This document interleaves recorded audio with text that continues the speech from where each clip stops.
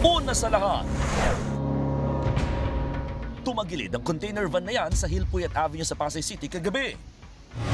Nangyari ito habang ibinababa mga karga nitong plywood at cabinet. Ang insidente sa pool sa CCTV. Abangan ang buong detalye maya-maya lang. Magandang hapon, Pilipinas. Kasama ang buong puwersa ng News 5. Ito ang Frontline Pilipinas Weekend. Dating Pangulong Rodrigo Duterte, inimbitahan na ng House Quad Committee na dumalo sa mga pagdinig kaugnay sa war on drugs. Ilang opisyal, pinuna ang mga pasaring ni Vice President Sara Duterte kay Pangulong Bongbong Marcos. Low pressure area sa silangan ng Luzon, nagbabadyang maging bagyo sa mga susunod na oras. Lagay ng panahon, alamin. Paketeng shabu, mga baril at granada nabisto sa isang bahay sa Cabanatuan City. 2 arestado. Isang paranormal group isinagawa ang taunang ghost walk sa Intramuros, Maynila kagabi. May nagparamdam kayang multo? At National Chismis Day na bukas. Kasabay ng pagratsyada ng pambansang programa ng mga Marites, ang Quizmosa.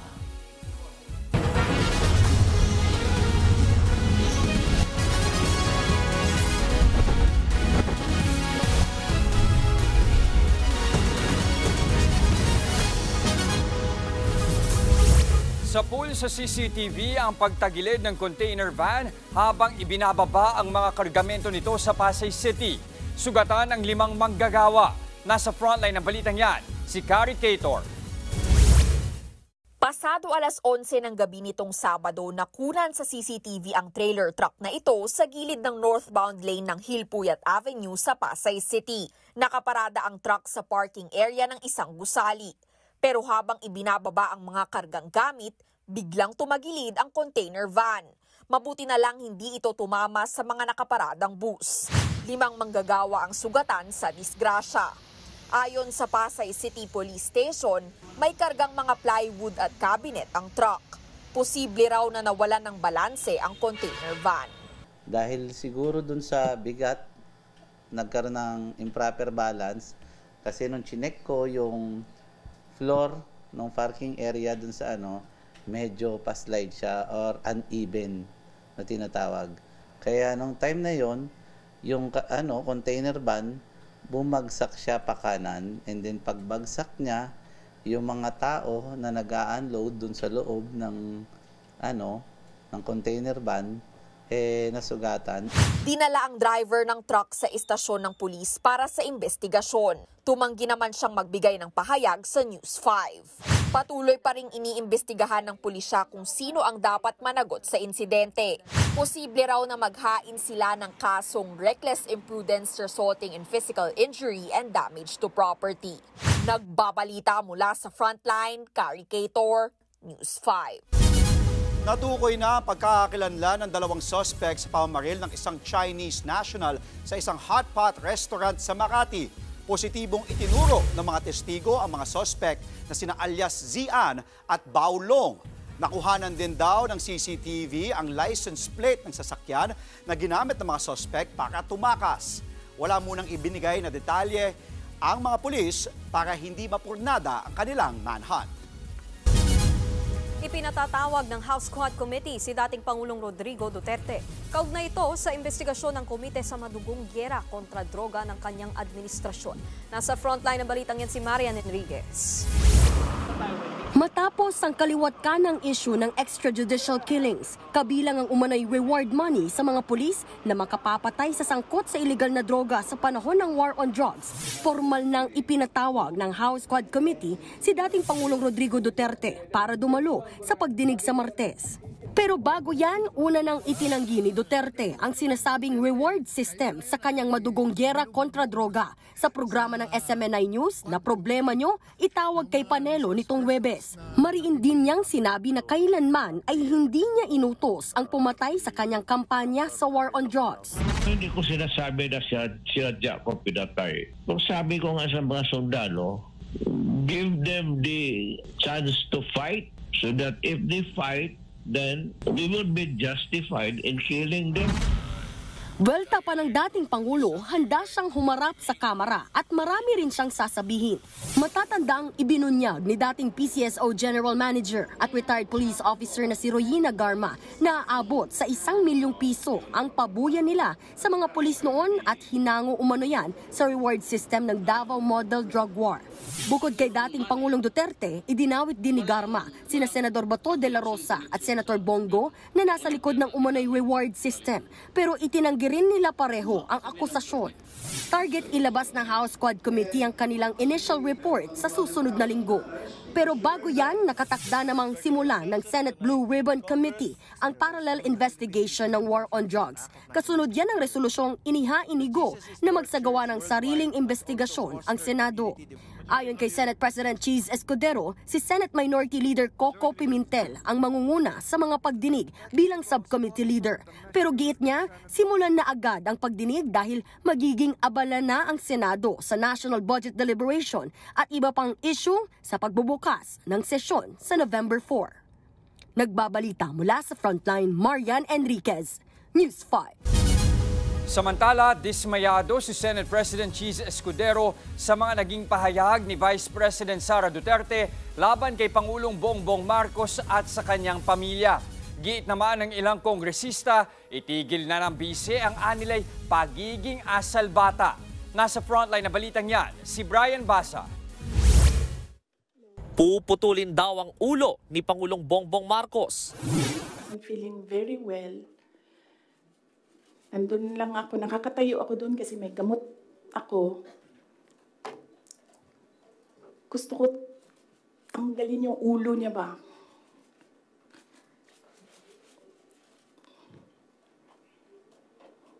I realized toxic na yung relationship. At huhukayin ang bangkay ni dating Pangulong Ferdinand Marcos Sr. Itong Miguel, huhukayin ko yung tatay ninyo. Itatapon ko siya sa West Philippine Sea. One of these days, pupunta ako doon, kukunin ko yung katawan ng tatay niyo. Tapon ko yan. Yan ang ilan sa mga birada ni Vice President Sara Duterte noong Biyernes sa mga Marcos. Hindi yan nagustuhan ng ilang opisyal, gaya na lang ni Senate President Cheese Escudero. Ayon kay Escudero, unbecoming o hindi angkop ang mga pahayag na yan, lalo na sa pangalawang pinakamataas na opisyal sa bansa. Hindi raw dapat idinadaan sa biro o katatawanan ang mga seryosong banta. Kung may epekto man daw ang mga pahayag ng bise, yan daw ay sa kanyang opisina at hindi sa buong administrasyon. Mabuti na nga lang daw at hindi mapagpatol ang anyay number 1. Matatanda ang no comment ang palasyo sa mga naging patutsada ng bise. Pero ang ilang kongresista nababahala sa mga binitawang salita ni VP Sara. Ayon kay House Deputy Majority Leader at Tingog Party List Representative Jude Asidre, dapat itigil na ng bise ang pagiging asal bata at ipaliwanag na lang kung paanong ginastos ang 125 million pesos na confidential funds sa loob ng 11 araw. Diit naman ni Zambales 1st District Representative J. Conghun, itigil na ng bise ang pambubudol at pagpapalusot. Sagutin din daw kung niloko niya ba ang militar. Isa kasi sa mga lumutang sa pagdinig ng Kamara ay tila pinalabas lang daw ng DepEd sa ilalim ni VP Sara na ginamitan ng confidential funds ang ilang aktibidad ng militar. Nagbabalita mula sa Frontline, Brian Basa, News 5. Mga kapatid, ulat panahon naman po tayo, nananatiling mataas ang tsansang maging bagyo ang binabantayang low pressure area. Sa monitoring ng Pag-asa, huli pong namataan ng LPA 1,450 kilometers silangan ng southeastern Luzon. Nasa labas pa rin ito ng Philippine Area of Responsibility. Posibleng maging tropical depression daw ito sa loob ng buong magdamag. Sa ngayon, ang trough ng LPA ang nagdadala ng maulap na kalangitan at kalat-kalat na pag-ulan sa Zamboanga Peninsula, Barm, Socsargen, Bicol Region, Northern Samar, Palawan, Aurora, at Quezon Province.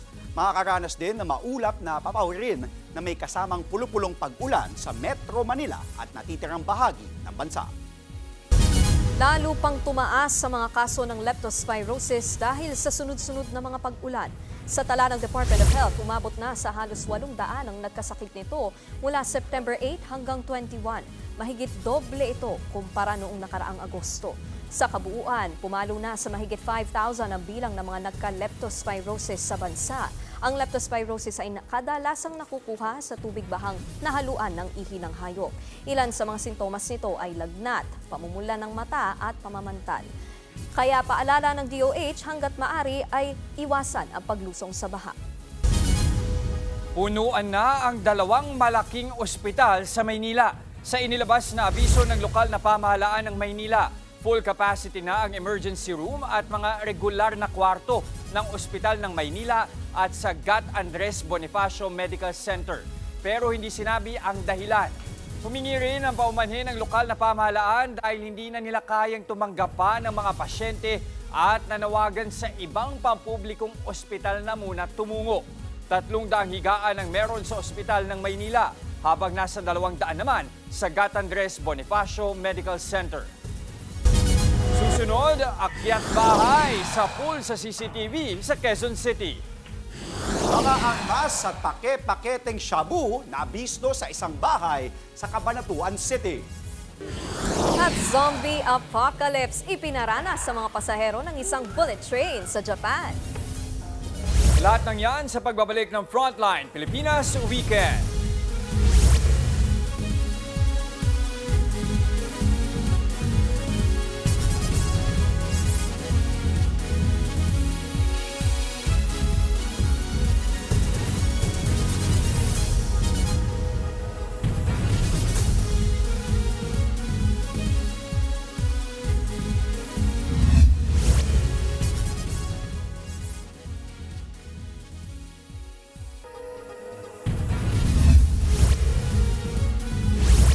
Sa pool sa CCTV ang panloloob ng kawatan sa isang apartment building sa Quezon City.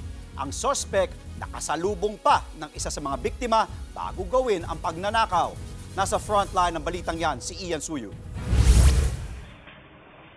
Kuha ang CCTV footage na ito sa isang apartment sa Galas, Quezon City pasado alas 7 ng umaga noong Martes. Dire-diretso ang paglalakad ng isang lalaki na aakalain mong nakatira roon. Paglabas ng lalaki, mapapansin na may dala na itong isang pares ng sapatos, saka ito aakyat sa ikalawang palapag. Maya-maya ay bababa na ito na may bitbit na puting bag saka aalis. Sa isa pang kuha, kitang-kita ang pagpasok ng lalaki sa gate ng apartment. Ang lalaking yan, isa palang kawatan. Sa panayam ng News 5 sa isang biktima, nagulat na lamang siya nang mabalitaan na kasama ang tinutuluyan niya sa pinasok ng kawatan. Nalaman lang namin siya siguro mga hapon na ng mismong date na yon nung nagreklamo na yung nasa first floor namin na nawawala na naman sila ng sapatos. Nakuha umano sa mga unit ang mga mamahaling sapatos at helmet na nagkakahalaga ng nasa 20,000 pesos. Bago ang pangyayari, nakasalubong umano ng biktima ang kawatan bago nito gawin ng ilegal na gawain. Alam niya na yung placing siguro nung CCTV nung time na yon kaya medyo nakayuko siya and then nakakap. Nai-report na raw ng biktima sa mga otoridad ang pagnanakaw. Inaalam na rin daw kung residente ba o dayo lamang sa lugar ang suspect. Nagbabalita mula sa Frontline, Ian Suyu, News 5. Arestado ang 2 suspect sa pagtatago ng mga baril at shabu sa kanilang bahay sa Nueva Ecija. Ang mga suspect dati nang nakulong dahil sa droga. Yan at iba pa sa report ni Rainiel Pawit.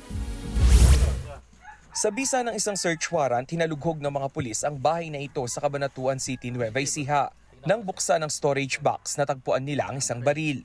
Nakumpiska rin ang 4 pang baril, isang granada, mga magazine at bala. Bukod sa mga armas, nasabat ang 11 plastic sachet ng shabu na nagkakahalaga ng higit 100,000 piso. Inaresto naman ang 2 residente ng bahay na napag-alaman na dati na ring naaresto dahil sa droga. Ayon sa mga pulis, nakatanggap sila ng sumbong na nagtatago raw ng mga baril at droga ang 2 sospek.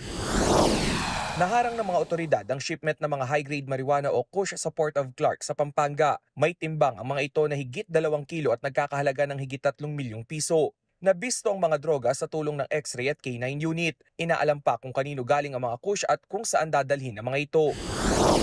Timbog ang 2 high-value individual sa baybas ng mga pulis sa Makati City. Nakuha sa kanila ang 150 grams ng shabu na may halagang higit 1 milyong piso.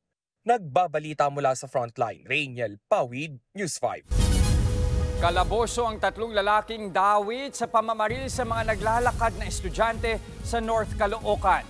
Base sa investigasyon, sinisitan at hinarang ng mga lasing na sospek ang mga lalaking biktima.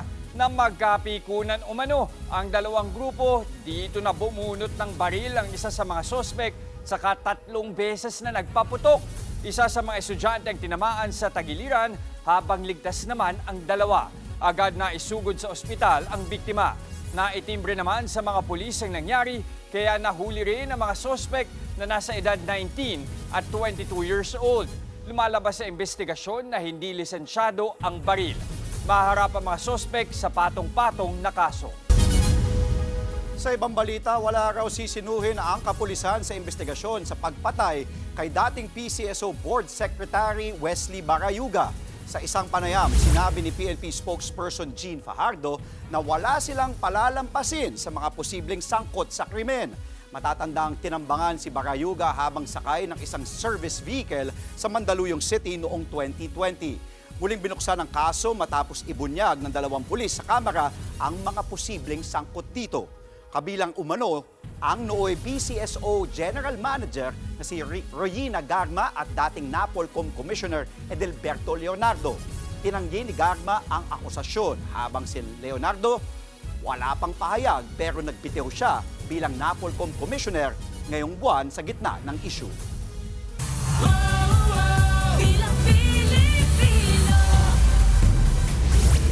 Pinag-utos ni Interior Secretary John Vic Remulla na buwagin ang mga private armed group bago ang Bilang Pilipino 2025. Inatasan ng kalihim ang Philippine National Police na paigtingin pa ang kanilang operasyon laban sa mga armadong grupo. Dapat daw tuluyan ng mabuwag ang mga ito bago ang Marso sa susunod na taon. Kasagsagan na kasi yan ng kampanya ng mga kandidato.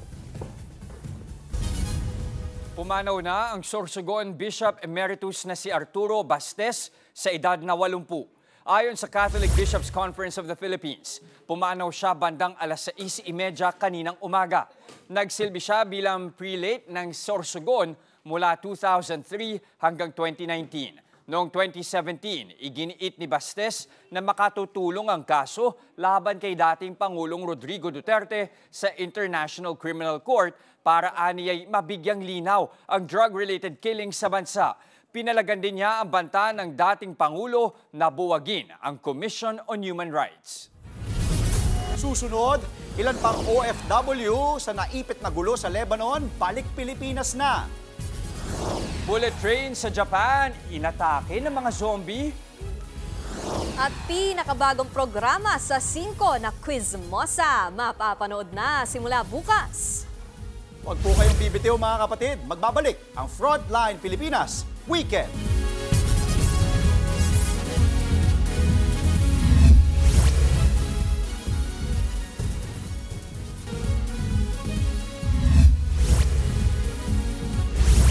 Tuloy-tuloy ang pagpapauwi sa mga Pinoy mula sa Lebanon sa gitna ng tumitinding gulo roon.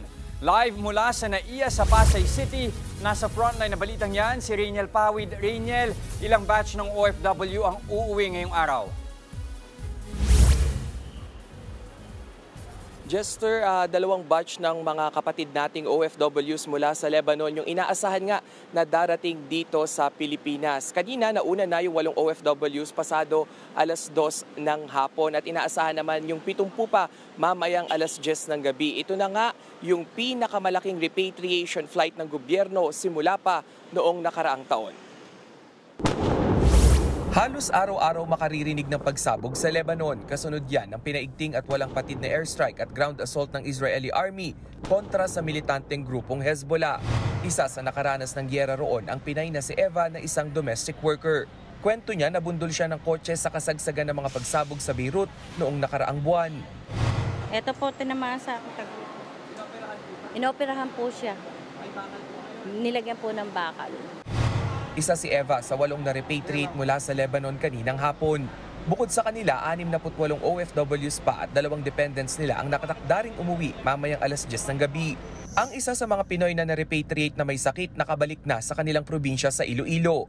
Inaasikaso na ang tulong para sa operasyon niya sa ulo. Patuloy namang sinusulit ng Embahada ng Pilipinas sa Beirut ang pag-repatriate ng mga Pinoy sa Pilipinas habang may bukas pang mga paliparan at commercial flights.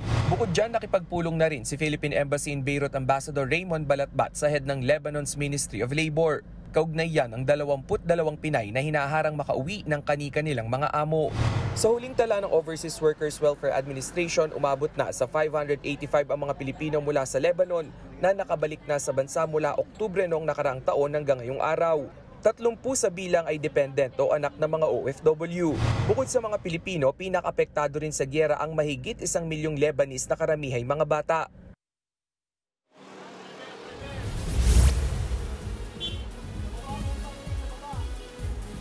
Jester, dahil sa dami nga ng mga kapatid natin na inaasahan na uuwi mamaya alas 10 ng gabi, ginarantiya naman ng OWA na sinagot na nila yung hotel accommodation ng mga ito. At kung may uuwi pa sa kanilang probinsya ay libre na rin yung ticket at kukuhanin nga yan as soon as possible daw. Kung maaari nga ay bukas mapalipad na sila sa kanilang mga tahanan. Jester. Nag-uulat mula sa Pasay, maraming salamat, Rainiel Pawid.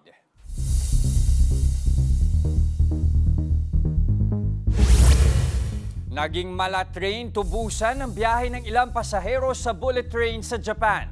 Mangisay-ngisay ang lalaking yan habang nilalapa umano ng isang zombie. Pero ang zombie at biktima, parehong mga aktor. Jam-packed ng performances ang 140-minute na biyahe mula sa mga staged zombie attacks hanggang sa dance number ng mga zombie. Isa raw itong haunted house experience sa umaandar na tren. Ngayon pa lang ay plano na nila itong ibalik sa susunod na taon. Pero ang ibibida naman nila ay ang Japanese yokai monsters.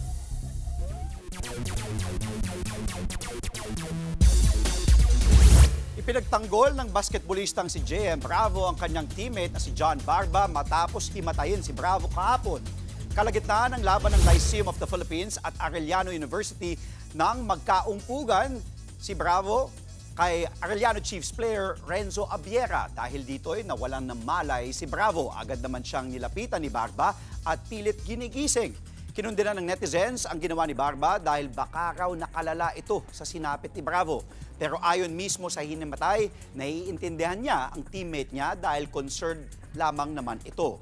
Nasa mabuting lagay na ngayon si Bravo pero kailangan pang sumailalim sa mga karagdagang pagsusuri. Sa UAAP naman, nadagdagan pa ang talo ng University of Santo Tomas matapos silang malusutan ng Ateneo Blue Eagles. Lamang sa mga huling segundo ng laro ang Blue Eagles, may tsansa pa sanang manalo ang UST kaso naagaw ni Sean Quiteves ang inbound pass ng Growling Tigers at sinundan ito ng game-winning layup.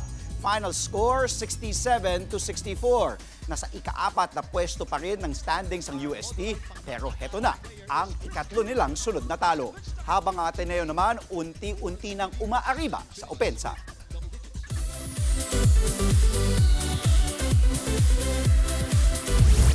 Nakisaya ang libu-libong mga kapatid sa Barangay 5 Sugut Fiesta sa taunang Mascara Festival sa Barangay Villamonte, Bacolod City kahapon.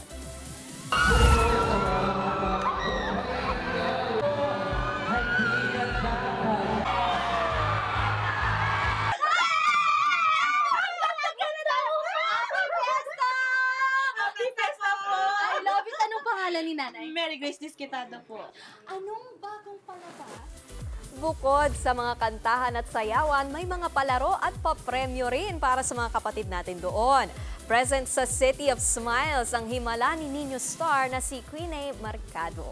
Game na game naman sa kulitan ang lumuhod ka sa lupa stars na sina Kiko Estrada, Ren Escaño at Andrew Mulak. Naghatid naman ng papremyo kabilang ang Sulit TV, si Reyna ng Sugod Fiesta at the first family member Sam Coloso.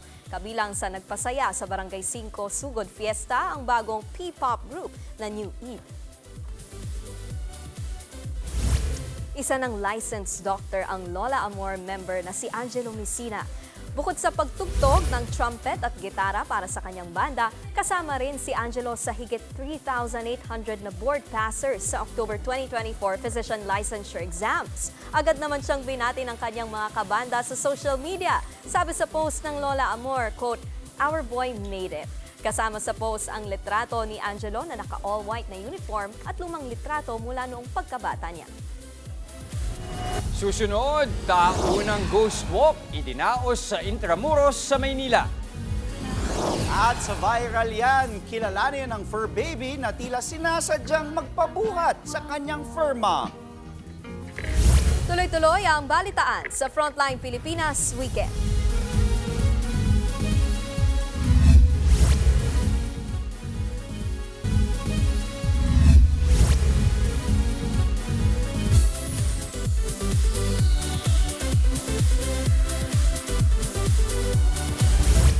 Ready na ba kayo sa umaatikabong tsikahan at patalasan ng isip? Markahan na ang kalendaryo dahil bukas ay National Chismis Day. Live mula sa Mall of Asia sa Pasay na sa frontline ng balitang yan si Brian Basa. Brian, ano nga ba ang aasahan ng mga kapatid natin bukas? Ito na nga, Nikki, National Chismis Day bukas dahil raratsyada na ang pinakabagong programa sa TV5, ang Quiz Mosa. Unang araw pa lang ng taping sa TV5 Media Center. Full force na ang show. Present si Chiz Master Ogie Diaz at ang kanyang quizmates na sina Kid Yambao, Tita Jex at Tonton Soriano. Bago ang premiere, nakasilip tayo sa mga paandar na dapat abangan. Ang mga contestant pupwesto muna sa review area. Kita niyo yung mga dyaryo, yung mga bulletin board dyan, para yan maging updated sa latest at trending topics. 30 minutes ang review, saka sasalang sa mismong laro. Para feel na feel ang tsikahan, makikisawsaw sa studio ang mga chismosang kapitbahay, aka Audience Diaz. At dahil may palaro, syempre may papremyo. Up to 50,000 pesos ang pwedeng mapanalunan basta tiyaking correct ang sagot. Ang Quiz Mosa ay handog ng MQuest Ventures at Signal TV. Oh, eto pa, pati nga yung iconic Mall of Asia Globe sa likod ko. Game na rin sa Quiz Misan. Kaya sa mga chismosang kapitbahay, alam nyo na, abangan ang Quiz Mosa simula bukas 2:30 p.m. pagkatapos ng Eat Bulaga sa Hapon Champion dito sa TV5. Balik sa inyo. Mabuhay ang mga chismosa-chismosa. Maraming salamat, Brian Basa.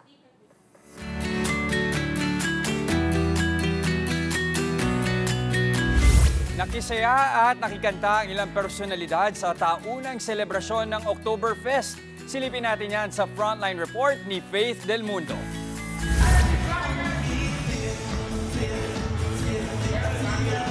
Sa tugtugan, sayawan at outfit, aakalain mong nakijoin ka sa isang party sa Germany. Pati kasi ang pagkain from cold cuts, cheese, sausage at main course, German ang datingan. Pero ang lahat ng yan, ginanap sa isang hotel sa Quezon City para sa taunang Oktoberfest. Siyempre, hindi yan makukumpleto kung wala ang overflowing beer na mula pa sa Germany.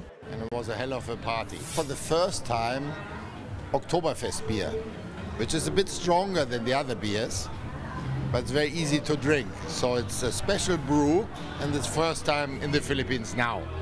Ang mga German food na achieve dahil ang head chef abay purong German. Serving authentic German food, starting with cold cuts, of course, which we are doing in cooperation with a local butcher, which is using our recipes, which are traditional from Germany. Kaya ang mga nakiparty, enjoy na enjoy, gaya na lang ng MediaQuest artist na first time umattend sa Oktoberfest. I'm so happy para akong nakapunta na din ng Germany, di ba? And then, I love the beer, the food. We don't need to go to Germany because we get to experience mismo yung culture, syempre yung food, and the beer. Nako, napakasarap ng beer. Super happy and very thankful na ma-invite sa ganitong klaseng event. Na-feel ko na parang nasa Germany kami, na-experience namin yung culture through their music. Such a different feeling na matry yung iba't ibang food. Ang Oktoberfest ay isang beer festival na nagsimula sa Germany. Taon-taon na rin itong ipinagdiriwang sa Pilipinas. Nagbabalita mula sa Frontline, Faith Del Mundo,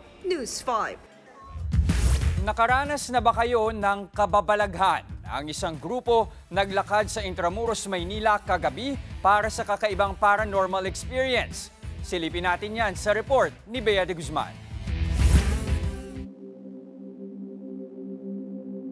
Nandito tayo ngayon sa Intramuros para sa taunang Ghost Walk ng Paranormal Philippines. Buksan nyo lang lahat ng senses nyo. Buksan nyo lang. Pag sabay-sabay nyong buksan yan, meron at meron kayong mararanasan. Maraming historical na nangyari rito. Nabuo ang grupong Paranormal Philippines noong 2011 sa pangunguna ni Theophilus, isang paranormal researcher at investigator. Madalas kang Kwento niya, hindi inborn ang kanyang paranormal abilities. Nahubog na lamang ito sa kanyang paglaki, mula sa panonood lamang ng mga katatakutan hanggang sa pagsama sa mga taong may malalim na kaalaman at karanasan dito. Si Miss Sharon Navera is isang inborn na psychic and paranormalist na sikat noon pa man. That was year 2009. Tapos I was under her training and doon ako na-develop, doon bumukas yung ESP ko. Pero ano nga ba ang paranormal? Ito ay ang pinagsamang para, isang salitang Griego na ang ibig sabihin ay sa kabila o beyond at normal. Sa madaling salita, tumutukoy ito sa mga pangyayari, pinomena o kakayahan na nasa labas ng pangkaraniwang paliwanag ng siyensya. Sa Pilipinas, madalas itong nauugnay sa kababalaghan. Pero giit ni Theo, ang paranormal pala is malawak. Hindi lang pala siya about katatakutan, hindi lang pala siya about horror stories or ghost stories, mga spirits. Related din siya sa mga kakayahan, yung mga abilities na hindi kayang gawin ng normal na tao. Anya, hindi madaling responsibilidad ang pagkakaroon ng paranormal na abilidad. Minsan na itong nagdulot ng depresyon at tanging pananampalataya sa Diyos lang ang kanyang naging sandata. Misyon ng Paranormal Philippines na magabayan ang mga taong bukas ang third eye o extrasensory perception nang sa gayon ay magamit nila ito sa kabutihan. Ang Ghost Walk ngayon ay mahalaga raw umanong parte ng kanilang pagsasanay. Subukan nyo pong kunan ng video dito, yung buong palibot. Lalo na dito sa part na to. Parang naiiyak ako, parang gusto kong humagulo. Which is unusual kasi hindi ko siya madalas maramdaman. Pero kanina nung bumukas yung sensor ko, ayan, teka lang. Subukan kong i-ano ulit. Subukan mo lang mag-video, baka may makuha. Mabigat talaga dito, sir. Mabigat. I don't know kung may nagsisay ba or may pinatay, ganon. Si Hope Resurrection, bata pa lang ay nakakaranas na ng mga paranormal na bagay. At dito raw siya nakahanap sa grupo ng lakas na labanan ng stigma sa mga katulad niya. Husgahan po ako ng mga tao, ng mga kaibigan ko, kapitbahay ko na sinasabing baliw ako o nakakakita ako na kung ano-ano, masakit po yun para sa isang individual. Dadaan ka po sa depression pag gano'n o magkakaroon ka ng anxiety. Minsan nga iniisip ko na baka nga lang talagang baliw ako. Huwag niyo pong naisin, napilitin, mabuksan ang third eye niyo. Si Mark, bago lamang sa grupo, hindi pa lubusang naniniwala sa paranormal pero nandito para mag-obserba ng ibang perspektibo. Mapatunayan kung totoo talaga o hindi. Kasi pag sinabi mo lang na hindi totoo yan, wala ka namang, hindi mo naman sila nakasama sa point of view nila. At saka meron din namang gustong mangyari si Sir Theo na parang sa Pilipinas, pag may kinakailangan, nandun ka. Gusto ko talaga mangyari yung nagkakatalog lang ng data. Ganun lang, kasi nga logical approach. Bagamat simple lamang ang naging aktibidad ng grupo, ang pagkakataong makapagsama-sama sa isang lugar para sa layuning maging sensitibo sa paligid ay isang karanasang hindi malilimutan. Paalala ng grupo na marami pang misteryo sa mundo na hindi pa lubos na nauunawaan ng tao. At ang panghuhusga raw sa mga taong may kakayahang paranormal ay pagpapakita ng saradong spiritualidad, utak at puso. Bea de Guzman, News 5.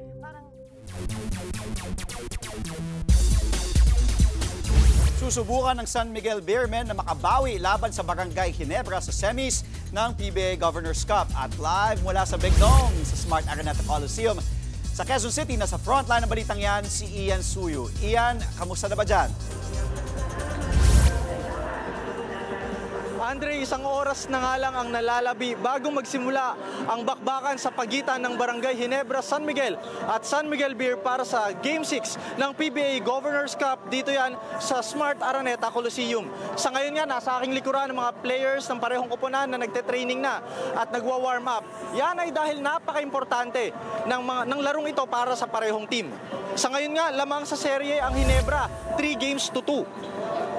Pinangunahan ng rookie na si RJ Abarrientos ang laro noong Game 5 para manalo ang Ginebra sa score na 102-192. Umiscore ang rookie na si Abarrientos ng 28 puntos para iangat ang kanyang team. Kung magtutuloy-tuloy ang momentum, may isasara na ng Ginebra ang serye at makakaharap nila sa finals ang defending champion na TNT.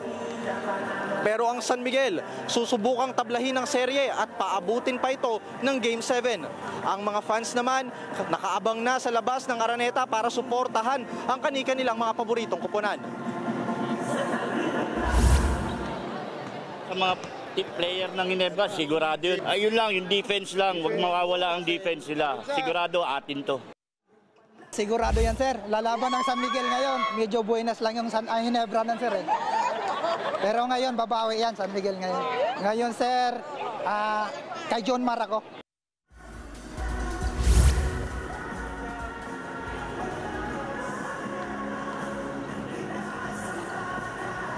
Andre, kung sakali nga makabawi pa ang Beermen at maitabla ang serye sa 3-3, magkakaroon tayo ng do or die Game 7 sa Miyerkules. Dito pa rin yan sa Smart Araneta Coliseum. At yan ang latest dito sa Big Dome. Andre? Exciting yan. Ginebra versus San Miguel. Magkaka-Game 7 ba? Malalaman natin mamaya. Maraming salamat, Ian Suyu.